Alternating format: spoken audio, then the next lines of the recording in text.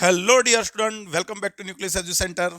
चलो, आज के लेक्चर में क्या करने वाले हैं, chapter 2 electrostatic potential and capacitance में लेक्चर 1 और लेक्चर 2 में हमने इलेक्ट्रिक पोटेंशियल, पॉइंट चार्ज का, डायपोल का, होलो शेल का, वो सब हमने पढ़ा था।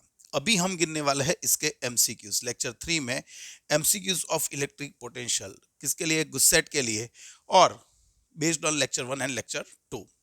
लेकिन ये लेक्चर देखने से पहले आपको सबसे पहले क्या करना है, लेक्चर 1 और लेक्चर 2 को फुल्ली रिवाइज करो, उसके सारे कॉन्सेप्ट समझो, उसके सारे फॉर्मूला एक बार, दो बार, तीन बार लिखो, प्रिपेयर करो, सोचो सारे कॉन्सेप्ट, और उसके बाद ही एक क्वेश्चन, एक लेक्चर देखने बैठना तो बेटर रहेगा। लेक्चर देखने की स्टाइल भी क्या रखेंगे, जब भी डिस्प्ले पे नया क्वेश्चन आए, वीडियो को पॉज करो, क्वेश्चन पढ़ो, सॉल्व करने का ट्राई करो, सोचो, बरोबर है। खुद सॉल्व कर पाते हो तो आंसर टैली करो, आगे बढ़ो।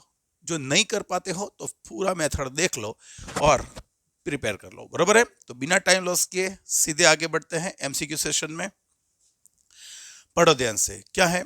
The line integral of N electric field along the circumference of a circle of radius r drawn with a point charge q at the center will be। हमको क्या बोला है कि एक सर्कल है और ये सर्कल के सेंटर पे एक क्यू चार्ज है, और उसके सरकमफरेंस पे हम लाइन इंटीग्रेशन लेंगे। लाइन इंटीग्रेशन, चलो मैं लेता हूं दो पॉइंट्स के बीच में लाइन इंटीग्रेशन, ए और बी के बीच में। ये आपका सर्कल है तो उसकी रेडियस में आर बोल देता हूं, इसकी रेडियस भाई यहां भी डिस्टेंस आर ही होगा। तो व्हाट इज द इंटीग्रेशन, किसका इंटीग्रेशन, इलेक्ट्रिक फील्ड का इंटीग्रेशन। कौन सा लाइन इंटीग्रेशन, कहां से ए से बी तक। मान लो कि मैं इसको नेगेटिव कर देता हूं तो आपको पता होना चाहिए कि कौन है भाई, ये है V B minus V A, potential difference between B and A. और हमको पता है कि यहां से आर डिस्टेंस पे पोटेंशियल क्या होगा, के क्यू बाय आर। तो यहां पर भी पोटेंशियल होता है के क्यू बाय आर। अरे ये दोनों सेम है, मतलब पोटेंशियल डिफरेंस जीरो हो जाएगा। क्लियर हुआ। So the line integration of electric field on a circular path is zero. तो यहां पे सेंटर पे क्यू चार्ज है तो उसका पोटेंशियल यहां पे जीरो हो जाएगा। डिफरेंस, पोटेंशियल डिफरेंस क्या होगा, जीरो। याद रखो। Second, a particle having mass 1 gram and electric charge 10 to power minus 8 coulomb travels from a point A, 1 minute, point A having electric potential 600 to point B having potential 0। What would be the change in its kinetic energy? भाई kinetic energy का change मतलब क्या, work done.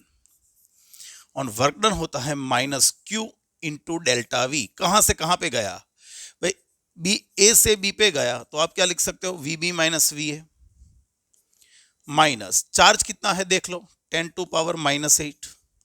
B का potential क्या है, zero, और ए का potential क्या है, 600। तो इसको ठीक लिख दे तो माइनस माइनस प्लस हो जाएगा, 6 इंटू 10⁻⁻6, और वर्क डन है तो क्या आएगा, जूल। आंसर क्लियर हो गया, पक्का।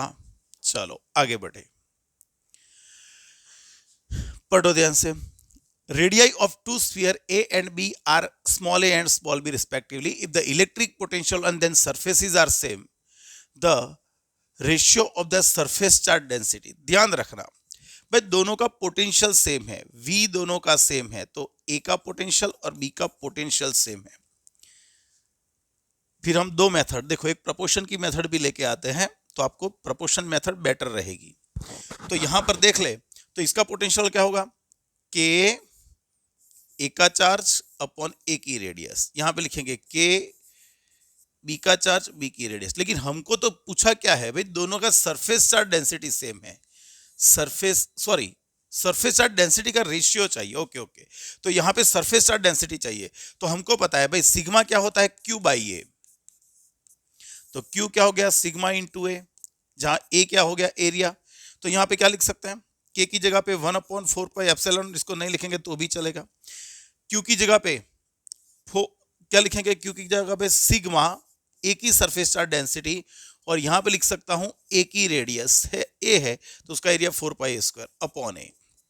यहां पर same 4πε0 sigma into 4π b² upon B. देखो 4 पाई दोनों में कट हो जाएंगे, एक ए कट हो गया, एक बी कट हो गया यहाँ पे, तो यहाँ पे सिग्मा ए अपॉन सिग्मा बी मुझको रखना है, तो यहाँ पे हो जाएगा बी बाय ए। सही है, तो आंसर आपका आएगा बी बाय ए। सही है ना, देखो तो मुझको सिग्मा ए अपॉन सिग्मा बी चाहिए। सही है, देख ले। चलो प्रपोर्शन से कैसे लाएंगे भाई, प्रपोर्शन है तो आप इक्वेशन बनाओ। v का फॉर्मूला क्या है, के क्यू बाय आर। के मतलब 1/4 पाई एप्सिलॉन नॉट, क्यू की जगह पे लिख सकता है sigma into 4 pi r² upon R. तो देखो 4 पाई निकल गया, आर निकल गया, तो ये फॉर्मूला तो मैंने आपको लिखाया है। सो v आपका फॉर्मूला क्या आ गया, sigma upon epsilon naught into R. तो देखो v दोनों के लिए सेम है, एप्सिलॉन नॉट तो कांस्टेंट है, तो सिग्मा आर आपका कांस्टेंट हो जाएगा। तो फिर सिग्मा प्रोपोर्शनल टू 1/r होगा, और जो ऐसा है तो रेशियो कैसे लेंगे, a का अपॉन b का। तो यहाँ पे b की रेडियस ऊपर आएगी, a की रेडियस नीचे आएगी, इनवर्स प्रोपोर्शन है। आप डायरेक्ट कर सकते हो, सिर्फ 10 सेकंड का एमसीक्यू, 10 सेकंड भी नहीं है। आपको डायरेक्ट ये फॉर्मूला पता है, तो आपको डायरेक्ट यहाँ पे क्लियर होना चाहिए कि v same epsilon 0 same sigma proportional to 1/r, so sigma 1 upon sigma 2 is equal to r2 upon r1। तो आपका आंसर यहाँ पे कौन सा बैठेगा, B. The radius of nucleus of atom having Z is equal to 50 is this। भाई एक nucleus है जिसका एटॉमिक नंबर Z है 50, is 9 into 10⁻⁻15 मीटर, ये उसकी रेडियस दी है। Then electric potential near its surface is, ये आपका न्यूक्लियस ले लो। भाई न्यूक्लियस का एटॉमिक नंबर Z, मतलब उसमें Z प्रोटॉन्स होंगे। एटॉमिक नंबर का मतलब क्या होता है, number of protons inside nucleus are known as atomic number. तो उसका एटॉमिक नंबर Z है, तो उसमें Z प्रोटॉन होंगे। एक प्रोटॉन का चार्ज होता है प्लस ई, तो Z प्रोटॉन का चार्ज होगा प्लस ZE, और जो ये उसकी रेडियस है, तो यहाँ का पोटेंशियल होगा KQ बाय R, और इसको हम Q लिख सकते हैं। ओके, तो पोटेंशियल क्या होगा, V is equal to KQ by R। चलो यहाँ पे सब फॉर्मूला बना ले, Q की जगह पे ZE अपॉन R। K क्या लिख सकते हैं, 9 इंटू 10⁻⁹। Z क्या लिख सकते हैं, 50। E क्या लिख सकते हैं, 1.6 इंटू 10⁻⁻19, और रेडियस आपके पास है 9 इंटू 10⁻15। ये दोनों चले गए, ये हो गया 80, ये ऊपर आएगा तो -4, मतलब यहाँ पे 5 रहेगा। 8 इंटू 10⁻6 वोल्ट कहाँ पर है ऐसा आंसर, तो आपको मिल जाएगा बी में। सही है। Next, the electric potential due to a electric dipole where is with. भाई इलेक्ट्रिक डाइपोल का पोटेंशियल हमने क्या पढ़ा था, KP cos theta upon r²। So we can say potential is proportional to 1/r²। कहां पर है ऐसा आंसर, ये रहा। आगे 6th, on each vertices of cube of each side of length b there is charge q। So electric potential on the centre of this cube is. तो हमने मान लिया कि ये एक क्यूब है, ये एक क्यूब है, इसके हर एक वर्टेक्स पे QQ चार्ज है, इसकी साइड B है, और हमको सेंटर पे पोटेंशियल फाइंड करना है। कहां पर, सेंटर पे पोटेंशियल फाइंड करना है। ओके, कितने चार्ज है भाई, टोटल 8 चार्ज है, 8 कॉर्नर्स पे 8 चार्जेस है, तो एक का पोटेंशियल होगा KQ बाय R, लेकिन ऐसे 8 है तो टोटल हो जाएगा 8 KQ बाय R, और उसका पोटेंशियल हो गया V टोटल। अभी हमको सिर्फ डिसाइड करना है उसका डिस्टेंस।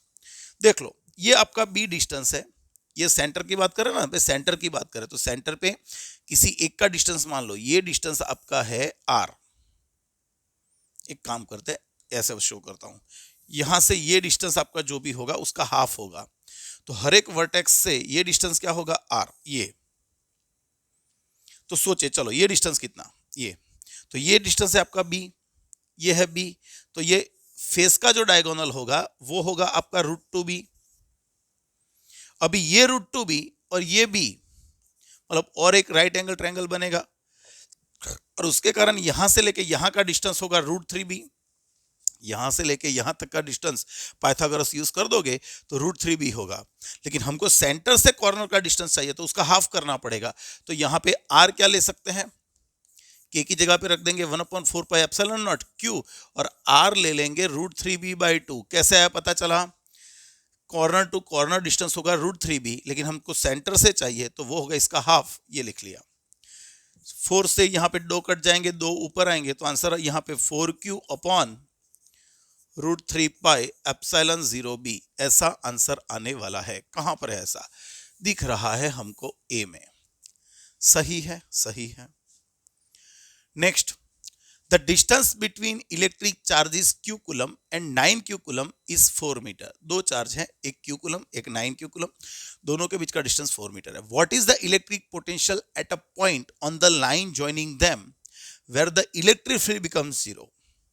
देखो यहां पे कंडीशन के साथ आपको इलेक्ट्रिक पोटेंशियल पूछा है। आपको उस पॉइंट पे पोटेंशियल फाइंड करना है कि जहां पर इलेक्ट्रिक फील्ड 0 हो रहा है।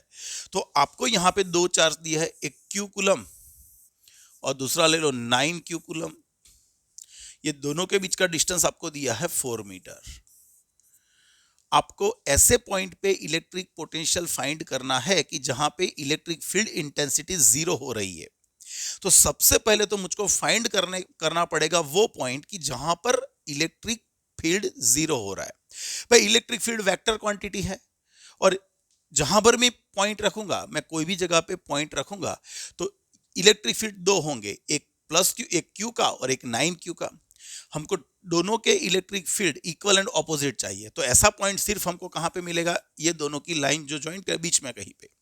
तो ये डिस्टेंस को मैं मान देता हूं x, या तो r बोल दो तो भी चलेगा, और ये डिस्टेंस 4 - x। तो यहां पर क्या हुआ भाई, यहां पर इसने जितना इलेक्ट्रिक फील्ड प्रोड्यूस किया, इसने भी इतना किया।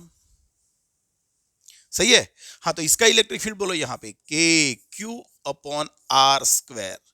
इसका इलेक्ट्रिक फील्ड यहां पे बोलोगे तो KQ अपॉन उसका जो डिस्टेंस है वो r², मतलब 4 - x का स्क्वायर। KQ निकल गए, ये यहां पे आ गया, तो 4 - x का square upon x² is equal to 9। इसका स्क्वायर रूट ले ले तो 4 - x अपॉन x is equal to 3। 4 - x is equal to 3x। 4x is equal to 4, तो x इज इक्वल टू आ गया 1 मीटर। समझो, मतलब यहां से ये जो डिस्टेंस हुआ वो 1 मीटर हुआ, और यहां से ये रिमेनिंग डिस्टेंस 3 मीटर हुआ। तो हमने वो पॉइंट खोज निकाला कि जहां पर इसका इलेक्ट्रिक फील्ड और इसका सेम, मतलब टोटल इलेक्ट्रिक फील्ड 0 हो रहा था। लेकिन हमको पूछा है कि यहाँ पे आपको फाइंड क्या करना है, भाई यहाँ पे तो पोटेंशियल फाइंड करना है। तो चलो यहाँ पे पोटेंशियल क्या होगा, भाई यहाँ पे पोटेंशियल एक Q प्रोड्यूस करेगा और एक 2 प्रोड्यूस करेगा, ये 9Q प्रोड्यूस करेगा। पोटेंशियल का फॉर्मूला क्या है, KQ/R। पोटेंशियल का फॉर्मूला क्या है, KQ/R। तो इसका यहाँ पे पोटेंशियल क्या होगा, KQ, और उसका डिस्टेंस है 1 मीटर, यहां से ये डिस्टेंस 1 मीटर। ये बात करेंगे तो वहां पे K9Q/3 मीटर है ना, मीटर में निकाल देता हूं। तो यहां पे हो गया KQ और ये हो गया 3KQ। तो यहां पे हो जाएगा 4KQ। क्लियर हो गया बच्चों, पक्का पक्का। तो 4KQ आपका आंसर आएगा। कहां पर है ऐसा, 4KQ वोल्ट। सही है, सही है। 8. Two metallic spheres of radii R1 and R2 are charged. Okay, charged. Now they are brought into contact with each other with conducting wire and then separated. If the electric fields on their surfaces are E1 and E2 respectively, what is the ratio of E1 upon E2? Once two bodies are in contact with each other, which quantity is equal for both? It is potential. याद रखो, दो body एक दूसरे के contact में है तो potential same होगा। तो पोटेंशियल दोनों का सेम, तो पोटेंशियल का फॉर्मूला क्या होता है, KQ/R। लेकिन मुझको इलेक्ट्रिक फील्ड चाहिए, तो देखो मैं जुगाड़ करता हूं, मैं यहां पे इलेक्ट्रिक फील्ड लाने का ट्राई करूंगा। तो मैंने क्या किया, R से मल्टीप्लाई किया, R से डिवाइड किया, तो देखो ये इलेक्ट्रिक फील्ड हो गया। So V is equal to ER हो गया। अभी देखो दोनों कॉन्टेक्ट में है, दोनों कांटेक्ट में लाए और उसके बाद सेपरेट किए, मतलब V तो दोनों का सेम हो गया। जो ये सेम हो गया तो ये आपका क्या होगा, कांस्टेंट हो गया। So electric field is proportional to 1/r। Simple. अभी रेशियो ले लो, E1/E2 फाइंड करना है तो क्या आएगा, इनवर्स प्रोपोर्शन में है तो रेशियो यहां जो लिखा रेशियो उससे उल्टा हो जाएगा। E1/E2 is equal to R2/R1। सही है, सही है। नेक्स्ट 9th पढ़ो। If work done in taking 4 coulomb charge from point A whose potential is minus 10 coulomb to another point B, the work done is 100 joule, then electric potential of the point B is। देखो हमको इतना work करना पड़ा तो यहाँ पे formula हमने क्या लिखा था, -Q into VB minus VA। अब साइन कन्वेंशन में जाओगे तो भी चलेगा। आप 4 कूलम चार्ज को A से, यहाँ पे कुछ गलती है, यहाँ पे कुछ गलती है भाई, यहाँ पे कूलम नहीं होगा, उस potential is equal to 10 volt होगा। यहाँ पर क्या होगा, 10 वोल्ट। ए का पोटेंशियल -10 वोल्ट है और आप उसको बी पॉइंट पे ले गए, है ना। तो वर्क डन कितना करना पड़ना, 100 जूल। तो यहाँ पे -100 लिखेंगे, क्यों, हमको उतना वर्क करना पड़ेगा। माइनस चार्ज कितना है, 4 कूलम। वीबी कितना है पता नहीं, वो तो फाइंड करना है। ए का पोटेंशियल क्या है, -10। सही है ना, -10। ये माइनस माइनस गया, यहाँ पे हो जाएगा 25, 4 नीचे आएंगे। यहाँ पे VB +10, तो VB आप कर लोगे कितना आएगा, VB आप कर लोगे कितना आएगा, 15 वोल्ट। आंसर कहाँ पर है ऐसा, तो यहाँ पर आएगा 15 वोल्ट। सही है, लेकिन यहाँ पर वर्क मिल रहा है कि कर रहा है, वो टेकिंग हम ले रहे हैं, उसको ले जा रहे हैं, तो फिर 4 कूलम चार्ज को कुछ गलती आई क्या, दोनों का पोटेंशियल का डिफरेंस क्या होना चाहिए, 20 होना चाहिए, 25 होना चाहिए, क्योंकि 100/4 करेंगे तो 25 मिलेगा। तो -10 के साथ 25 कौन बना रहा है, तो वो वे 15 ही बना रहा है। सही है, सही है। तो आंसर क्या आएगा, 15 वोल्ट आएगा आपका। सही है ना। Okay, next. 2 coulomb charge is displaced from a point of electric potential -20 volt to some other point. Same question. The work done is 200. So the potential of second point is, अभी हमने formula पढ़ा -Q into V2 minus V1। Work done करना पड़ा -200। Charge आपका है 2, V2 find करना है और वो -20 मतलब +20 हो जाएगा। ये हमारा V1 है। तो यहाँ पे 100, ये 20 ऑपोजिट आ जाएंगे, तो -20 इज इक्वल टू V2। इसको सिंप्लीफाई करना आपको आना चाहिए। तो यहाँ पे आंसर क्या आ जाएगा, 80 volt. The work done by carrying unit positive charge in an electric field under repulsive force from infinite to given point is. पर रिपल्सिव फोर्स लगेगा तो वो क्या करेगा, 2 चार्ज है, एक चार्ज दूसरे पे रिपल्शन कर रहा है, मैं इसको इसकी तरफ थ्रो कर रहा हूं, थ्रो कुछ काइनेटिक एनर्जी से, लेकिन जब मैं थ्रो करूंगा तो उस पे फोर्स कौन सी डायरेक्शन में लग रहा है, ऑपोजिट, रिपल्शन कर रहा है। तो ऑब्वियसली उसकी काइनेटिक एनर्जी डिक्रीज होगी, और काइनेटिक डिक्रीज होगी तो पोटेंशियल इंक्रीज होगी। तो यहां पर क्या है, कहां काइनेटिक एनर्जी डिक्रीजेस, याद रखो, और पोटेंशियल इंक्रीजेस, याद रखना ये। And work done by electric force is negative. Work done by electric force is negative, क्योंकि जो डायरेक्शन में फोर्स लग रहा है आप उसकी ऑपोजिट मूव कर रहे हो, तो डिस्प्लेसमेंट नेगेटिव आएगा। और वर्क डन नेगेटिव क्यों आएगा, काइनेटिक एनर्जी डिक्रीज हो रही है, मतलब वर्क डन आपको नेगेटिव मिलेगा। 12 the dipole moment of a dipole is this. भाई डाइपोल की डाइपोल मोमेंट P दिया है। The potential of a point away from this much, मतलब इतने डिस्टेंस पे आपको पोटेंशियल फाइंड करना है। And the direction making an angle 60 degree with the axis of dipole. But dipole का पोटेंशियल क्या पढ़े थे, V इज इक्वल टू, हमने फॉर्मूला पढ़ा था KP cos theta upon r²। So V is equal to K की value 9 into 10⁻9। Dipole moment आपके पास है कितनी, 4 इंटू 10⁻9। cos 30 मतलब 60, भाई यहाँ पे 60 डिग्री रखोगे तो cos 60 होता है 1/2। और डिस्टेंस आपका है 0.2 मीटर। मैं इसको थोड़ा ऐसे लिखूं, 2 इंटू 10⁻⁻1 का स्क्वायर। क्यों ऐसे लिखा, 2 का स्क्वायर और 4 निकल जाएंगे। 9/2 मतलब हो गया 4.5। ये -2 मतलब ये 9 भी निकल जाएंगे, ये ऊपर जाएगा तो 10 की पावर, तो यहाँ पे 450 वोल्ट आंसर आ ही जाएगा।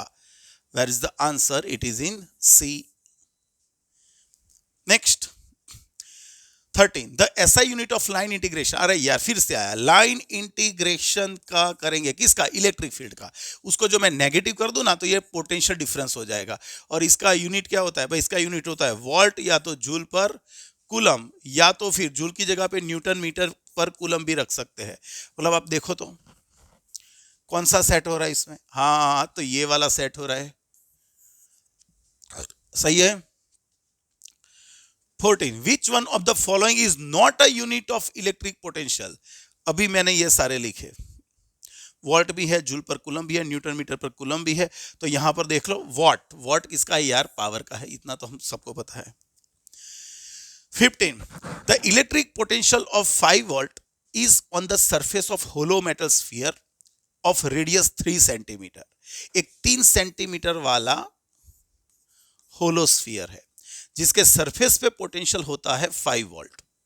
आपको उसके सेंटर पे पोटेंशियल फाइंड करना है। बस सेंटर पे कितना होगा? कोई भी इनसाइड कोई भी पॉइंट होगा उसका पोटेंशियल उसकी सरफेस जितना ही होगा, हमने पढ़ा है।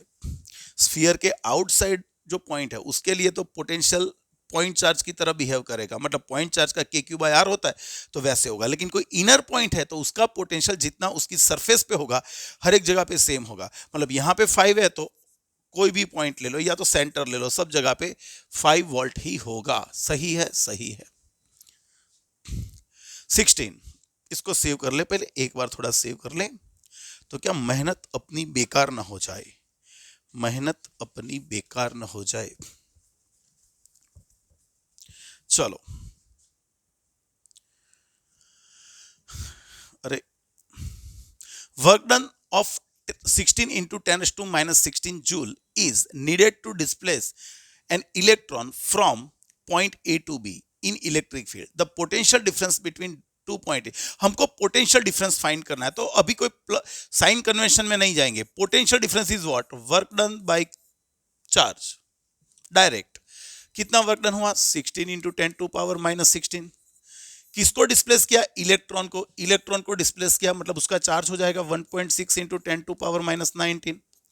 तो यहां पे हो जाएगा 10 और ये 10⁻3, तो यहां पे लिख सकते हो 10 किलोवाट, 10 किलो वोल्ट। कहां पर है ऐसा आंसर? तो आंसर आपका आ गया बी में। Next 17 the charge per unit length. ये स्पेलिंग गलत है, देखो भाई हम इंग्लिश की क्लास नहीं पढ़ रहे हैं, फिजिक्स की क्लास पढ़ रहे हैं। स्पेलिंग मिस्टेक्स आर यहां पे accepted. The charge per unit length of a semi circular ring of radius R is lambda. एक सेमी सर्कुलर रिंग है, ये रहा, इस पे चार्ज है लेकिन उसकी लीनियर चार्ज डेंसिटी क्या है? लैम्बडा। पर लीनियर चार्ज डेंसिटी का मतलब होता है चार्ज पर यूनिट लेंथ। इसमें चार्ज 1 यूनिट लेंथ में कितना चार्ज है? लैम्बडा जितना। What is the electric potential at the centre of the ring due to the charge. हमको यहां पे पोटेंशियल फाइंड करना है। समझो मैं कोई भी चार्ज लूंगा यहां से तो उसका सेंटर तक डिस्टेंस क्या होगा? आर ही होगा।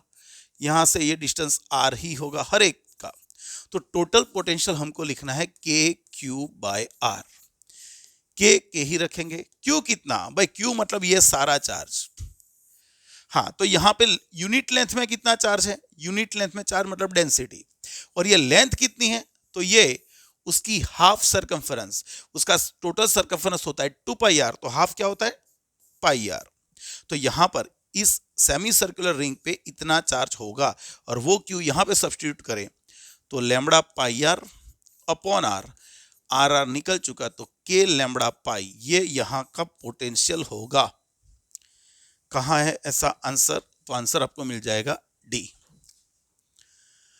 18 the distance between two charge 1 microcoulomb and 8 microcoulomb is 8 centimetre. भाई आपको दिया है यहां पे 1 माइक्रोकूलम और दूसरा आपके पास है 3 माइक्रोकूलम और ये दोनों के बीच का डिस्टेंस क्या है? 8 सेंटीमीटर।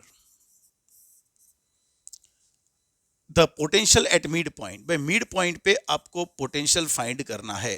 भाई यहाँ पे पोटेंशियल फाइंड करना है तो यहाँ से ये डिस्टेंस 4 सेंटीमीटर होगा, यहाँ से ये डिस्टेंस भी 4 सेंटीमीटर होगा, और टोटल पोटेंशियल भाई ये भी प्रोड्यूस करेगा प्लस ये भी प्रोड्यूस करेगा। तो V1 क्या लिख सकते हैं, K Q1 अपॉन R1। अब ये डायरेक्ट लिखो यार, ये फॉर्मूले में हर बार नहीं लिखूंगा। K की वैल्यू क्या है, 9 into 10 to power 9। Q1 charge है आपका 1 into 10 to power -6। R1 distance 4 centimetre, तो 4 इंटू 10 टू पावर -2 प्लस इसका पोटेंशियल यहाँ पे क्या रहेगा, K मतलब 9 इंटू 10 टू पावर 9, यहाँ पे 3 इंटू 10 टू पावर -6 और नीचे 4 इंटू 10 टू पावर -2। सही लिखा।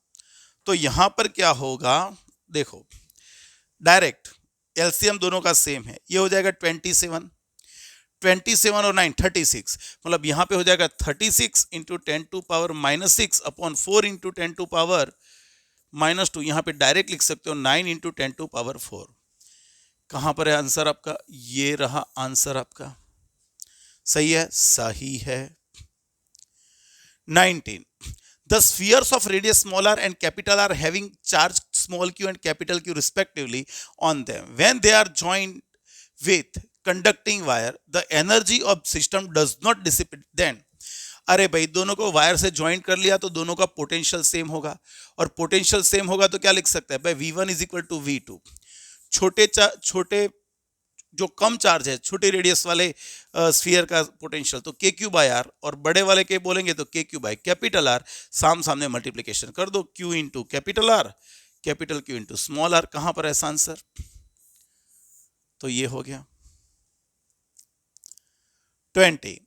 Q is the charge on the surface of metal sphere having radius R. Then electric potential at R by 2 inside the sphere is, अरे ये तो वही आया, मतलब मान लो कि ये R रेडियस वाला कोई स्फीयर है, उसकी सरफेस पे पोटेंशियल क्या है, K Q बाय R। आपको उसके सेंटर से R by 2 डिस्टेंस पे पोटेंशियल फाइंड करना है। हमको पता है होलो स्फीयर है ना, कुछ बोला नहीं है, फिर भी अभी यार ये मैटर, यहाँ पे कॉन्सेप्ट होलो का ही लगाना पड़ेगा, नहीं तो उसका अलग होता है फॉर्मूला जो JEE के लिए आएगा। हम बाद में डिस्कशन करेंगे JEE के सेशन में, अभी इसको नहीं डिस्कस करते हैं। उसका फॉर्मूला थोड़ा अलग से होता है। पता है क्या होता है, जो होलो, जो आपका स्फीयर कौन सा है, जो आपका स्फीयर कैसा है, तो याद रखो सॉलिड है तो उसका पोटेंशियल का फॉर्मूला KQ अपॉन 2R, यहाँ पे लिख सकते हैं small r² upon capital R², ऐसा कुछ फॉर्मूला है। मैं अभी थोड़ा मेरे दिमाग से निकल गया, लेकिन ऐसा ही कुछ फॉर्मूला है। तो आप सेंटर पे देखोगे तो यहाँ पे 0 रख दोगे, तो सेंटर पे 0 रखोगे तो आंसर क्या, ये आ जाएगा इनसे, और अलग अलग पॉइंट पे अलग अलग होगा, बराबर है। तो ये फॉर्मूला होता है सॉलिड के लिए, लेकिन होलो के लिए पूछा है, क्योंकि आंसर वही दिए है, तो यहाँ पे देख लेंगे तो ये यहाँ पे पोटेंशियल क्या होगा, जितना उसकी सरफेस पे होगा। तो सरफेस पे क्या है, KQ बाय R, बरोबर है। आंसर देख के मैं बता रहा हूं कि ये होलो स्फीयर ही होना चाहिए। Next 21. What is the electric potential at equatorial line of small dipole. अरे स्मॉल डायपोल हो या बड़ी डायपोल हो, इक्वेटोरियल लाइन पे जाओगे मतलब परपेंडिकुलर बाइसेक्टर पे, तो जितना पॉजिटिव से डिस्टेंस उतना नेगेटिव से डिस्टेंस, तो आपका पोटेंशियल यहाँ पे 0 ही होने वाला है। या तो फॉर्मूला भी अप्लाई कर सकते हो, KP cos थीटा, लेकिन थीटा कितना लेना पड़ेगा इक्वेटोरियल लाइन पे, cos 90। यहाँ पे डायपोल मोमेंट के साथ एंगल क्या होगा, 90, तो यहाँ पर भी 0 आएगा। 22. Can potential of a charged body be 0। कोई भी बॉडी चार्ज है, उस बॉडी पे चार्ज है, लेकिन उसका पोटेंशियल 0 हो सकता है। चलो सोचे भाई, मान लो कि एक होलोस्फीयर है, ये कौन है, होलोस्फीयर, उस पे चार्ज है +Q, उसकी रेडियस में बोल देता हूं R, तो उसके सरफेस पे पोटेंशियल क्या होगा, V is equal to potential होगा KQ बाय R। ओके, ये चार्ज्ड बॉडी है, उसकी सरफेस पे पोटेंशियल है, लेकिन क्या ऐसा हो सकता है कि चार्ज भी हो लेकिन ये पोटेंशियल 0 हो जाए। तो देखो हम क्या करेंगे, यही चीज को हम यहाँ पे ये करेंगे कि भले उसकी सरफेस पे प्लस क्यू चार्ज है, लेकिन मैं उसके सेंटर पे माइनस क्यू चार्ज रख दूं। जो मैं सेंटर पे माइनस क्यू चार्ज रख दूंगा तो यहाँ पे टोटल पोटेंशियल, उसका खुद का पोटेंशियल कितना, के क्यू बाय आर। उसके खुद के जो सरफेस पे चार्ज है उसके कारण पोटेंशियल कितना, के क्यू बाय आर, लेकिन जो सेंटर पे है उसके कारण के माइनस क्यू अपॉन आर, तो ये तो जीरो भी हो गया। हाँ, it is possible to have potential on the charged body be zero। हाँ कि नहीं, उसके भले उस पे चार्ज है लेकिन पोटेंशियल क्या हो गया, जीरो। तो ये है, लेकिन not always, yes but not always. Clear हो गया, हो गया। 23, can uncharged body have a potential. अभी इसका अभी आगे जो पूछा उसका उल्टा है। कोई अनचार्ज बॉडी है जिसपे चार्ज ही नहीं है, क्या उस पे पोटेंशियल हो सकता है? तो सिमिलरली सोचे, मान लो कि ये स्फीयर, इस पे कोई चार्ज नहीं है, इसकी रेडियस आर, लेकिन मैं काम कर देता हूं, इस पे मैं सेंटर पे प्लस क्यू चार्ज रख दूं।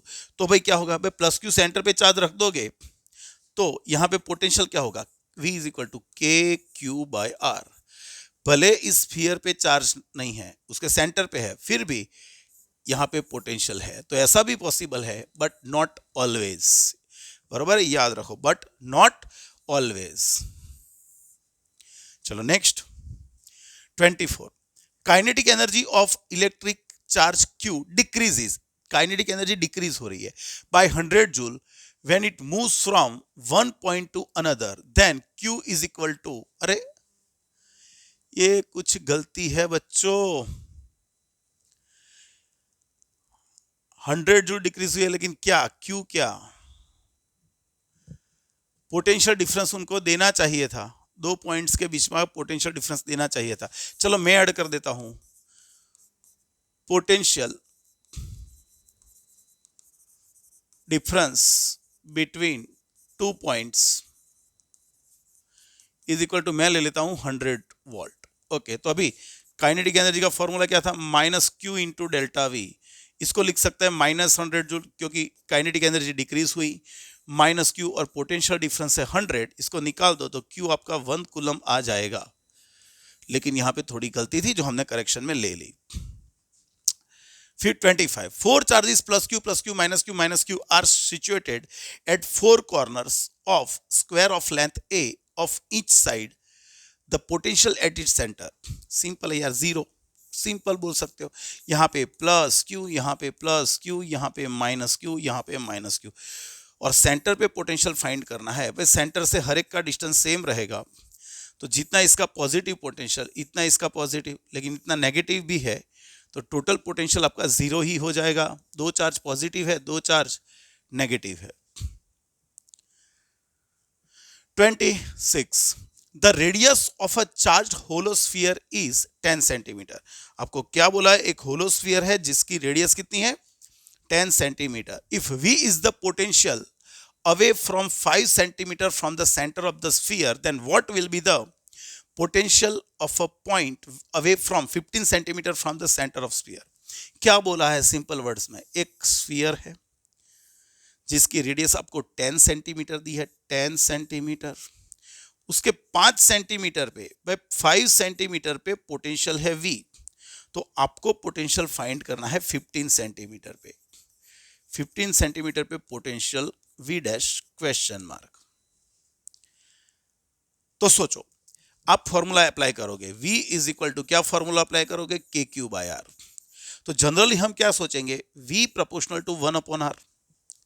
चार्ज तो सेम है, इसका चार्ज Q मान लो स्फीयर का, तो V dash upon V is equal to हम ले लेंगे R upon R dash. V dash ये तो आपका V है। अभी सोचो, आपको कहां का पोटेंशियल पता है, सेंटर का, सॉरी सेंटर से 5 सेंटीमीटर पे यहां का पोटेंशियल V है।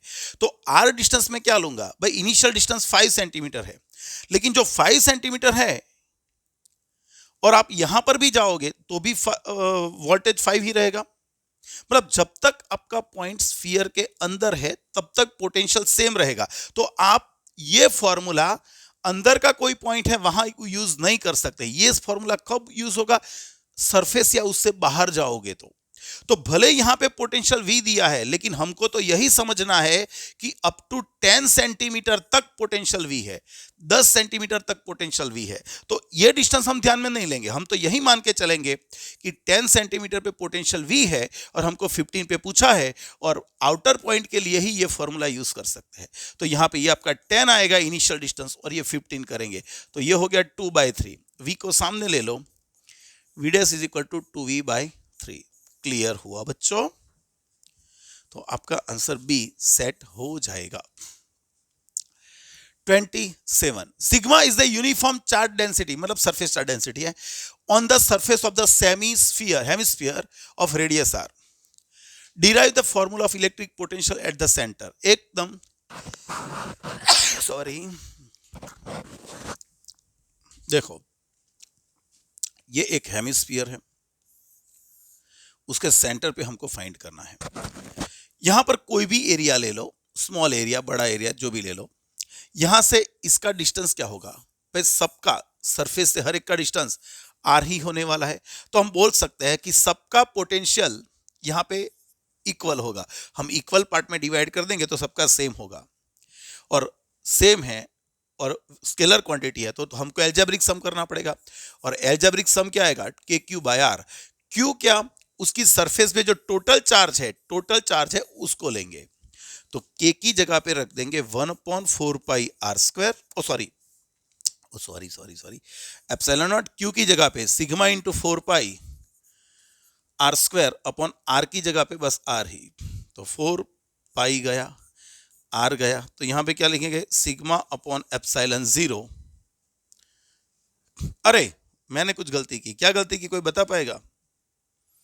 मैंने ये गलती की यहां पे, अरे हेमिस्फीयर है यार, तो उसका एरिया क्या लेंगे? 2πr² लेंगे ना।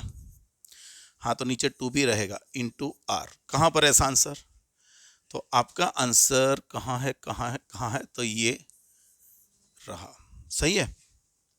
चलो next. Hollow metallic sphere of radius 10 centimetre given a charge of 2 electron, 2 electron का चार्ज है। The potential at point 4 centimetre away from the centre. भाई समझो एक स्फीयर है, उसकी रेडियस, होलोस्फीयर है ना, मेटालिक होलोस्फीयर है, इसकी रेडियस कितनी है? R is equal to 10 centimetre 10⁻⁻1 metre. इस पे 2 इलेक्ट्रॉन का चार्ज है, मतलब एक इलेक्ट्रॉन का 1.6 वाला जो है उसका डबल कर देंगे। आपको यहां से 4 सेंटीमीटर पे पोटेंशियल फाइंड करना है। भाई मुझको पता है ये इनर पॉइंट है, और इनर पॉइंट के लिए पोटेंशियल यहां पे क्या होगा? तो जितना उसकी सरफेस पे होगा, तो हम यहां पे सरफेस जितना ही ले लेंगे। तो यहां पे भले हम लिखेंगे KQ/R, लेकिन इसमें R कौन होगा? रेडियस। तो K क्या लेंगे? 9 इंटू 10⁻9।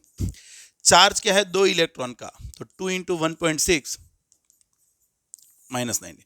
रेडियस क्या है? 10⁻⁻1। तो यहां पर क्या होगा? 28 वाला आंसर आएगा। मेरे मान लिया ये आंसर आएगा। क्यों भाई? सोचो, ये 3.2 हो गया, 3.2 इंटू 9, 9 3 ज़ा 27 और 1.8, मतलब ये आंसर आपका सेट हो जाएगा। सही है।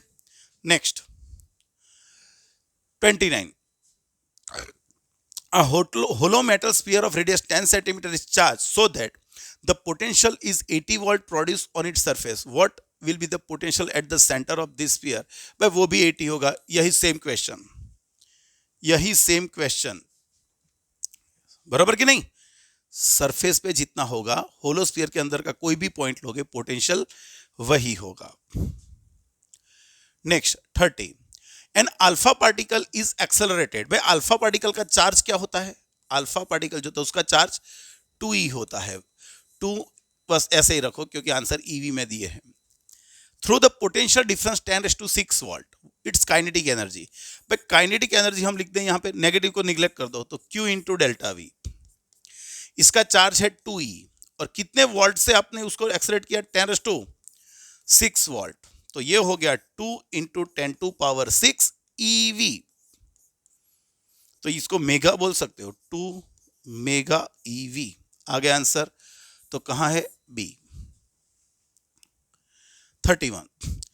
charge and mass of an electron are E and small m respectively. Now, from stationary position, potential difference V is applied and it is accelerated. So, what will be the final velocity? Simple. Change of kinetic energy is equal to what? Change of kinetic energy is equal to क्या लिखेंगे? Work done. लिखे ना? Work done. या तो energy भी लिख सकते हो.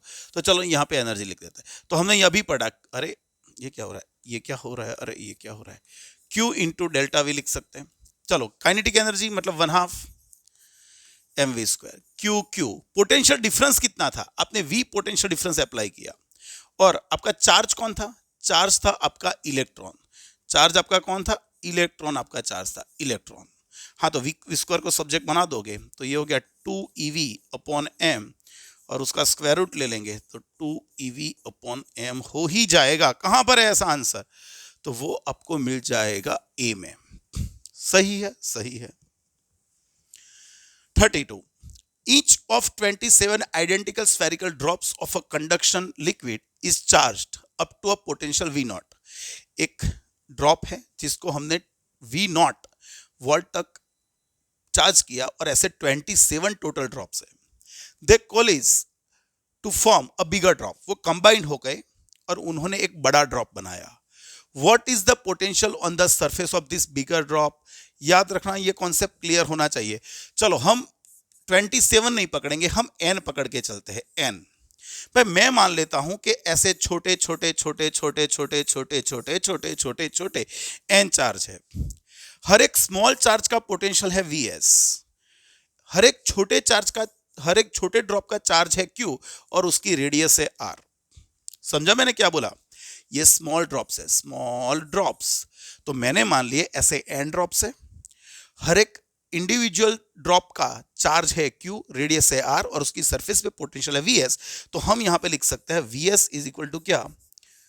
KQ by R. ये किसी एक चार्ज के लिए, ये किसी एक चार्ज के लिए. लेकिन ऐसे सभी चार्ज, ये सभी ड्रॉप्स कंबाइंड हो गए. कंबाइंड हो गए और कंबाइंड होके उन्होंने बड़ा ड्रॉप बना लिया. चलो बड़ा ड्रॉप बना तो उसका पोटेंशियल हम बी का मान लेते हैं. उस पे चार्ज कितना? भाई उसका चार्ज कैपिटल Q, लेकिन वो इसके n टाइम्स होगा किसी एक, क्योंकि हर एक स्मॉल ड्रॉप पे Q चार्ज था. ऐसे n ड्रॉप कंबाइंड हुए तो NQ चार्ज होगा और इसकी रेडियस को मैं बोल देता हूं R. तो उसका पोटेंशियल क्या होगा? भाई बिग ड्रॉप का पोटेंशियल होगा Q अपॉन कैपिटल R. लेकिन R कितना? तो हम यहां पे देख सकते हो कि भाई बड़े ड्रॉप का बड़े ड्रॉप का रेडियस छोटा जो ड्रॉप है उसकी रेडियस से n⁻⁴ होगा. कैसे? मैं फर्स्ट और लास्ट टाइम बता रहा हूं, फिर आगे मैं डायरेक्ट ले लूंगा इसको. तो यहां पर समझो, छोटे छोटे ड्रॉप जब कंबाइन हो गए तो चार्ज n टाइम्स हुआ बड़े ड्रॉप का, लेकिन उसकी रेडियस n टाइम्स नहीं होती. हाँ वॉल्यूम n टाइम्स होगा. तो volume of big drop is equal to n times to volume of small drop. तो इसको लिख सकते हैं 4 पाई कैपिटल R क्यूब. इसको लिख सकते हैं 4 पाई स्मॉल r क्यूब, लेकिन n टाइम्स. तो देखो 4/3 पाई गए. So r cube is equal to n small r की 3 पावर, इसका क्यूब रूट ले लो तो ये आ जाएगा. सही, सही. तो बिग ड्रॉप का पोटेंशियल, बिग ड्रॉप की सरफेस पे पोटेंशियल K तो K रहने दो, इसको बोल देंगे n स्मॉल q और r की जगह पे n⁻⁴ इंटू स्मॉल r. तो n की 2/3 पावर और ये यहां पे करेंगे KQ बाय स्मॉल r. चलो ये कौन हो गया? ये हो गया आपका स्मॉल का potential. So VB is equal to n की 2/3 पावर और यहां पे क्या लिखे? VS. तो ये आपका यूनिवर्सल फॉर्मूला आ गया. सही है. ये देखो n की 1 पावर होती है, ये n की 1 पावर और उसमें से 1/3 माइनस करेंगे तो 2/3 आएगा. तो याद रखो छोटे छोटे n ड्रॉप्स कंबाइंड होके बड़ा ड्रॉप बनाते हैं. तो बड़े ड्रॉप की सरफेस पे पोटेंशियल जो छोटा स्मॉल ड्रॉप्स है उसकी सरफेस से n⁻⁴ टाइम्स होगा. तो हमारे लिए यहाँ पे n कितना है? भाई हमारे लिए यहाँ पे n है 27. तो क्या लिखेंगे? बिग ड्रॉप का n मतलब 27 की 2/3 पावर और यहाँ पे Vs. 27 का पहले क्यूब रूट निकलेगा तो वो कौन होगा? 3 और उसका स्क्वायर करेंगे तो यहाँ पे हो जाएगा 9 Vs. पता चला? तो हमारा आंसर आएगा ए। अभी ये आपके लिए फॉर्मूला हो गया, इसको याद रखना है, अभी मैं इसको डायरेक्ट यूज करूंगा। Next, radii of two metal spheres have equal charge on them. भाई दोनों पे चार्ज इक्वल है, रेडियस r1 r2 है, तो रेशियो ऑफ पोटेंशियल देखो यहां पे v is equal to K Q by R. Charge same है दोनों पे, के भी कांस्टेंट है, तो v proportional to 1 upon r, तो रेशियो v1 अपॉन v2 क्या ले सकते हैं, तो भाई यहां पे हो जाएगा r2 अपॉन r1, तो आपका आंसर आ जाएगा r2 अपॉन r1। नेक्स्ट देखो सेम क्वेश्चन है, मैंने 3 क्वेश्चन ऐसे साथ साथ में रखे, आपको पता चलना चाहिए यहां पर दोनों स्फीयर पे क्या सेम था, चार्ज सेम था। Radius of two sphere have same electric field same है अभी ऑन इट सरफेस, तो और उनकी रेडियस r1 r2 है, तो पोटेंशियल, चलो मुझको फील्ड का अरेंजमेंट करना है, के क्यू बाय स्मॉल r। यहां पे सेम क्या बोला है, चार्ज सेम नहीं बोला है, फील्ड सेम बोला है, तो जो सेम क्वांटिटी है वो फॉर्मूले में आनी चाहिए, तो मैं यहां पे r से मल्टीप्लाई करूंगा और r से मैंने डिवाइड कर दिया, तो ये कौन हो गया, इलेक्ट्रिक फील्ड, तो v इज इक्वल टू हो गया E इंटू आर। हाँ, E दोनों के लिए सेम, तो v प्रोपोर्शनल टू r हो गया, सो v1 अपॉन v2 आपको मिल जाएगा यहाँ पे r1 अपॉन r2। देखा आपका आंसर चेंज हो गया, तो यहाँ पे आंसर क्या मिलेगा, r1 अपॉन r2। सही है, सही है। नेक्स्ट और भी एक, radii of two spheres have same surface charge density on them are r1 r2। अभी सेम क्या है, पहले चार्ज सेम था, फिर इलेक्ट्रिक फील्ड सेम है, अभी सरफेस चार्ज डेंसिटी सेम है, तो पोटेंशियल क्या रहेगा, फिर से लिखेंगे v is equal to K Q by are. के मतलब 1 upon 4 pi epsilon not, Q same नहीं है, सरफेस चार्ज डेंसिटी सेम है, मतलब क्यू को रिप्लेस करना पड़ेगा sigma into 4 pi R square से अपॉन आर, 4 पाई कैंसल, एक आर कैंसल, तो ये हो गया sigma upon epsilon naught into R. ये फॉर्मूला हमको पता भी होना चाहिए, तो सिग्मा सेम, ये भी सेम, तो v प्रोपोर्शनल टू हो गया r, तो v1 अपॉन v2 आपको क्या मिल जाएगा, r1 अपॉन r2, तो ये आंसर आपका ये बैठेगा। सही है, तो आपको ये तीनों में फर्क पता चलना चाहिए। चलो 36, the infinite charges of q coulomb are placed along x-axis at 1 meter, 2 meter, 4 meter, 8 meter, 16 meter dash dash dash. The electric potential at x is equal to 0 due to this charges will be। एक line x axis consider कर लो, उसका ये origin है, वहां से 1 metre distance पे 1 metre distance पे हमने q चार्ज रखा, फिर 2 मीटर डिस्टेंस पे हमने और एक q चार्ज रखा, फिर 4 मीटर डिस्टेंस पे और एक चार्ज रखा, फिर 8 मीटर डिस्टेंस पे और एक चार्ज रखा, ऐसे रखते जाएंगे। सही है, तो total potential on the centre origin यहां पे फाइंड करना है।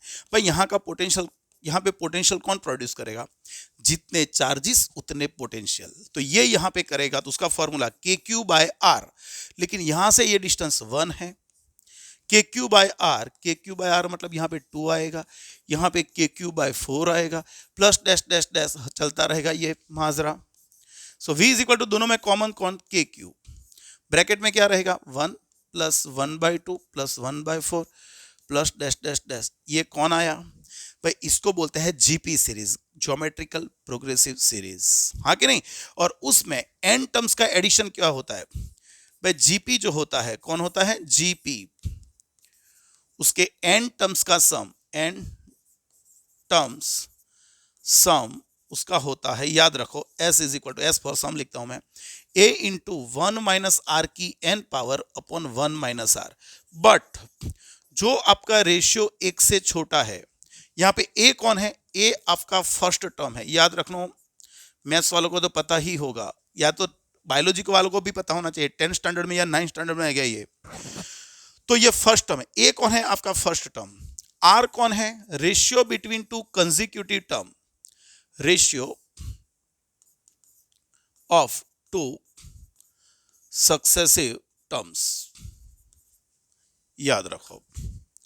लेकिन जो ये रेशियो 1 से छोटा होगा, तो यही फॉर्मूला, इसको निग्लेक्ट कर सकते हैं, तो आपका ये फॉर्मूला हो जाएगा a अपॉन 1 माइनस आर, ये डायरेक्ट ये फॉर्मूला, फिजिक्स में अक्सर यही आएगा, बाकी नहीं आएगा जनरली।